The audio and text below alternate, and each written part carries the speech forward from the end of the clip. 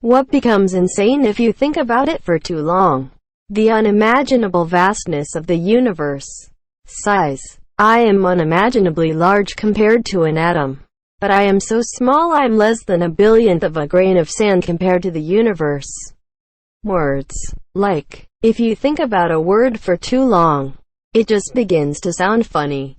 Death. What nothingness might feel like. What if there's an afterlife? The idea of you not existing before you were born and conceived. Think about where you were 2,000 years ago. For me, language, I mean there's hundreds of languages. They were all just created from made-up noises. We created different languages, Spanish, Latin, Arabic, etc. It's just wild to have so many different ones. Genitals. Why the heck are we attracted to them? Why am I drawn to some woman's slit between her legs and some milk dispensers in her chest? Am I insane? What is going to happen to the memory of you when you die? Eventually no one will be alive who knew you, and you will mostly be forgotten. The stories before recorded history. Well, thoughts. The fact that my brain is wired in a way that makes it produce inner images. Brand new ideas. Sadness, joy, and excitement, in that I can sit at my desk and wonder why I'm thinking what I am without automatically having the answer from the thing that's producing the thoughts is pretty insane. Ketchup is technically a smoothie, since tomatoes are a fruit. Thinking about consciousness really can keep me occupied for a long time. For me, everything. Think about something for too long and existential crisis thoughts be heading in. The morbidity of human anatomy. For example, we see eyes as beautiful in their context, but look behind the eyelids and eyelashes and there we have it. The brutal facts of anatomy staring right at us. The idea of ownership. It seems self-evident, but it's a pure imaginary human concept. The idea that you can just look at a piece of land and say, mine. And it will be true for all your children and your children's children until the end of time. But then anyone with a sword can challenge this right, so you have to be able to defend it so that it's truly yours. In a sense, it comes back to the same might makes right you find in nature. Nothing is truly yours unless you are ready to work to protect it. But then civilization moves on in the legal system, and now when you own something, you have the firepower of an entire country to back your claim. So in effect, arbitrary things belong to you and all your lineage for the end of time without you having to do anything to protect it. And that's kind of crazy when you compare it to the animal kingdom. But then people start saying that they not only own stuff, but they also own ideas. You know that song, it's just some vibration you do with your voice. Well, you can't do that anymore. You can splash painting on a canvas randomly, but God forbids it starts looking too much like another thing I own and I didn't even create, but my great-grandfather. And if that splash of painting looks like 3 dots, 2 small and 1 big, that looks like maybe a mouse, then may God have mercy on your soul. And that's crazy to me. The vastness of space. The reason we haven't heard from any other civilizations is mostly likely because shit is just too far away. You ever look at a letter too long and think like, wow, this shit looks weird? Then start second-guessing yourself that you wrote the letter wrong. Neutron stars.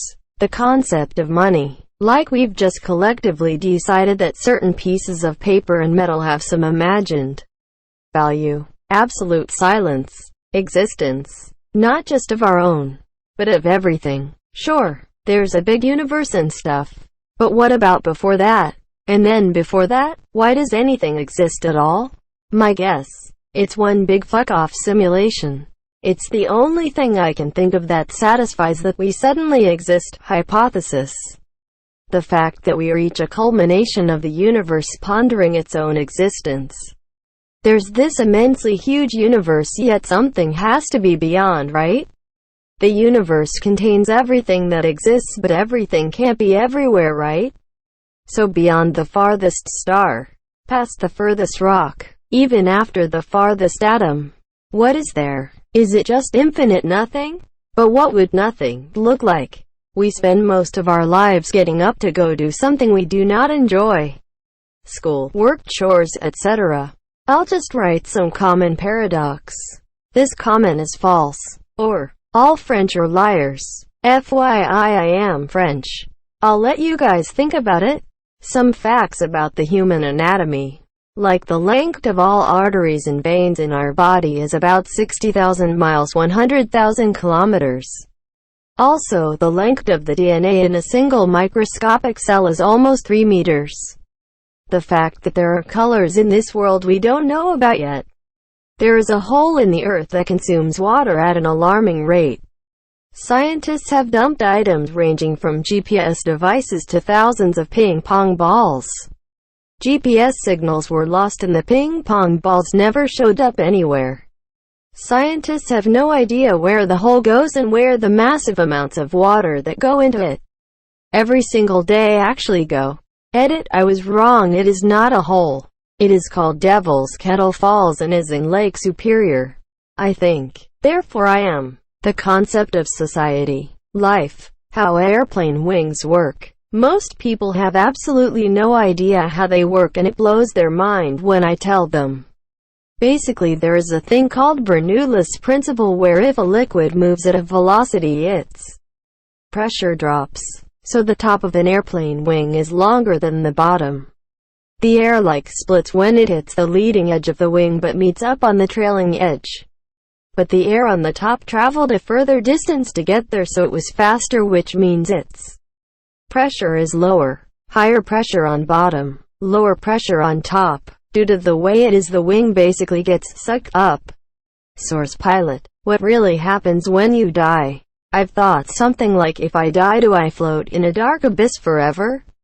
No light, just endless darkness with nothing to do other than exist in it. The U.S.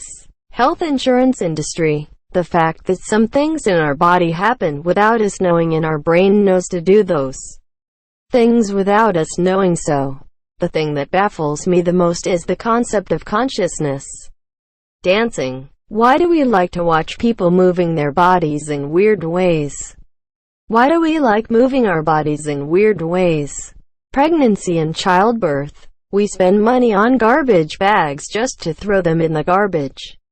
Carol Baskin's romantic history. Time travel. How people don't think what I think. That there are people living their lives with their own thoughts about a situation they're in. Best way to put it is when everyone is on the highway, we're all going in the same direction but not going to the same place. And we all have different emotions and feelings and thoughts about the trip we're on or the place we're going. Like I could be going to see family, and the person in the car beside me could be on the way to a work. It's always crazy for me to think about what someone else is doing, thinking while I'm just sitting here. Any word, even better. Say it out loud over and over again. How come anything exists rather than nothing? I find that non-existence is more logical.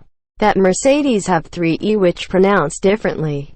The fact that in 2007, with 2 outs in the bottom of the 9th inning of a no-hitter, Curt Schilling shook off Jason Varitek. Spoiler alert, he didn't get it. How everything works under our own eye. Think about nature, the human body. It's just wild. The fact that you're actually alive, just try it. Language. Specifically the development of language itself. We make specific movements with our mouths to produce a specific sound pattern. And each sound pattern is supposed to mean a certain thing.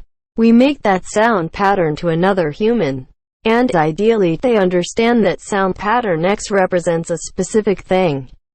And they know what that person is saying. The beginning of life, or how a certain combination of atoms, carbon, hydrogen, nitrogen, oxygen, phosphorus and sulfur, if I am not mistaken, are suddenly not just a bond of some atoms. They are now a life form. This gets even more insane when you think how all of this later evolved into life forms that are self-aware and is able to create thoughts. Eternity. When you're swimming in the middle of the ocean, just hovering above the depths below. The fact an ant's terminal velocity is 3 miles per hour. I know that everyone says the universe is vast and endless, but where did the universe come from? And if it disappeared, what is nothing? Nothing is space, but space is the universe. So how can there be nothing? Empty space, empty air. But that's something. How can there be nothing? Even so, is there another universe? Now I don't know if this is just me, but I can't wrap my head around the universe going on forever. How it can't come to an end. Where is everywhere? I try to imagine this, but I see a flat image and forget that up and down don't matter. So maybe the afterlife is in another universe. But how do you get out of this one if we just established the universe goes on forever? The fact you never stop having conversations with yourself. Consciousness, sentience, the brain, existence in general. It's easy to break my brain for the day by thinking too much.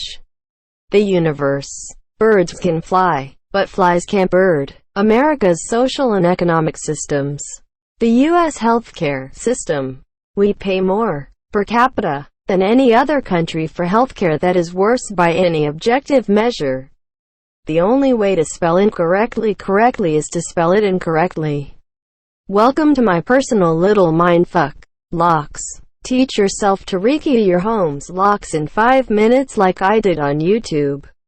Suddenly you will scoff at the absurdity of how just approximately 4 little pins somehow stand between you and opportunistic criminals.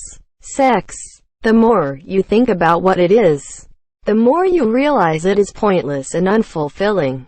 Existentiality. That when you die, it's literally nothing. It's not black, or soundless, or a void. It's just nothing. Your consciousness is basically the result of chemicals pinging around your brain. Once those reactions stop, you stop. But when you consider that the memory of you exists in the minds of other people, there's something oddly beautiful about it. Over his life, the average man will produce 500 billion sperm. Yet you're here. If it had been a different one, your DNA would be different. You'd be different. You'd interact with your environment differently. It would all be different. Just had to write a part 2 before it got too long. If you think about the ocean and how vast that is, how deep it is, what lies below it, and we haven't even reached the bottom yet. The same goes for the sky. It goes up and up, and it really literally is endless. What would happen if you kept going up? It never stops. But you have to hit something eventually. But you don't, cause the universe is endless. This is what makes me think that there is life somewhere else. Compared to all the other planets, we are minuscule. Us. This tiny insignificant rock can't be the only rock to have had microorganisms evolve over time. If you think about how long the universe has been around, somewhere out of the endlessness must be another planet suited for life with a possible more advanced species than us. If you think about all the millions of light years away where there are Earth-like planets, who's to say there isn't life there, cause no one actually knows. And this is what drives me absolutely utterly insane, that God exists without being created by anyone, anything. Trying to figure out when and how the universe started. I tried once when I was 9 and didn't sleep for 2 weeks. It's impossible to imagine, too big for this noggin. There was a meme that went something like, having a kid is equal to keeping Kum as a pet. I was mind-fed to a whole new level. Libertarian Trump supporters. That everyone has their own idea of who I am. The people at my work think I'm quiet and responsible. The people at school thought I was weird and annoying.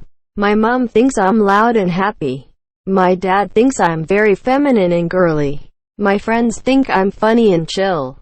There are just so many people who think of me in such different ways that it hurts my mind to even think about. It makes me start to question who I am as a person, and which one of these perceptions of me is the real me. This administration, the idea of God, humans, time, as in geological time, the timescales of evolution and tectonic plate shift and so on, this virus, the notion of money, dying. Every once in a while I'll be laying in bed then think, what if there was no us? No people or life? The universe would be a shell of nothing? Time. This is a Star Wars thing, and if Rex is 30 even though he is 9, how could he be 60 in Rebels even though he would not live that long? Any word like selfie, turn, etc., that your loved ones will die, and many of them relatively soon. The letter E. Myself. Fear. This question. Wi-Fi. Imagine how little packages fly through the air. My name or someone else's name.